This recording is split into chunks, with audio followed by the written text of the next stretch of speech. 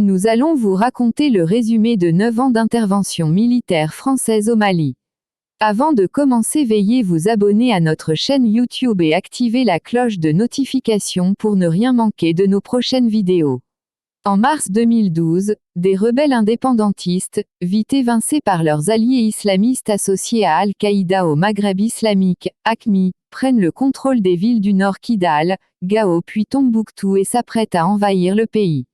Le président de la transition à l'époque Dioncounda Traoré, affaibli par ses envahisseurs, demande à la France l'appui aérien pour stopper l'avancée des troupes djihadistes qui menacent son pays.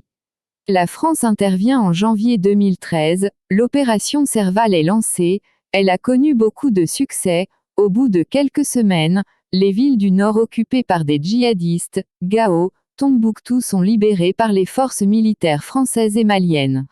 Le président de la République française, François Hollande, effectue une visite au Mali dans les villes libérées de Gao puis Tombouctou. Il est reçu comme sauveur, la foule exprime sa joie et sa reconnaissance.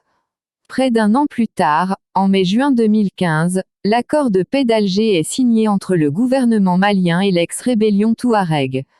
Mais sa mise en œuvre demeure embryonnaire. Les violences se propagent vers le sud-est. L'opération Serval devient Barkhane. Elle mobilise 4 000 à 5 000 hommes, 8 avions de chasse, 300 blindés, 300 véhicules logistiques, 17 hélicoptères, des avions de transport et 5 drones. Il s'agit du plus important déploiement de troupes françaises en opération extérieure. Malgré cet arsenal impressionnant déployé au nord du Mali, l'insécurité règne au nord et au centre du pays. Des centaines de soldats et civils maliens sont tués chaque année, ce qui va entraîner le sentiment anti-français un peu partout dans le pays. La France est même soupçonnée d'exploiter illégalement l'or au nord du Mali.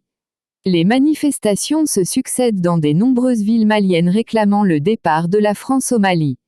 18 août 2020, un premier coup d'État militaire. Le 18 août 2020, le président malien Ibrahim Boubacar Keïta, élu en 2013, est renversé par un putsch après des mois de crise politique. Les relations entre Paris et Bamako se détériorent après un nouveau coup d'État, le 24 mai 2021.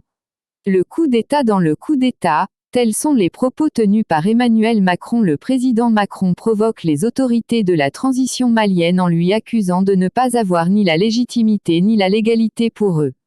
Paris ne cesse de provoquer le gouvernement de la transition malienne comme si elle cherchait des prétextes pour se retirer du pays. Suite à ces provocations incessantes, Bamako expulse l'ambassadeur de la France au Mali. Paris menace de retirer la force Barkhane. Elle accuse le gouvernement malien de se rapprocher aux mercenaires de la société privée russe Wagner. Le 25 septembre 2021, à la tribune de l'Assemblée générale des Nations unies, le Premier ministre malien de la transition Choguel Maïga accuse la France d'un abandon en plein vol avec la réduction de la force Barkhane, justifiant la nécessité de chercher d'autres partenaires.